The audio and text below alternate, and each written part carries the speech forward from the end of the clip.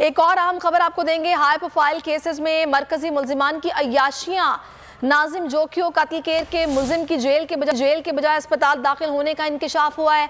मरकजी मुल्जिम जाम अवैस ने कैद का बेशतर हिस्सा अस्पताल में गुजार दिया। जाम अवैस बीमारी का बहाना बनाकर गुलिस्तान जौहर के निजी अस्पताल में दाखिल हैं और जेल हुकाम का जाम अवैस को पेशी पर अदालत लाने से भी गुरेज।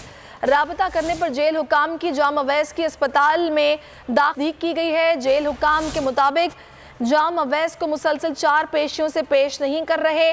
नाजिम जोखियो को गुज़श्ता साल नवंबर में कत्ल किया गया था, जिसके बाद से केस चल रहा है और बेशतर हिस्सा उनकी जानिब से अस्पताल में गुजारा गया है और उनकी अय्याशियां जारी हैं।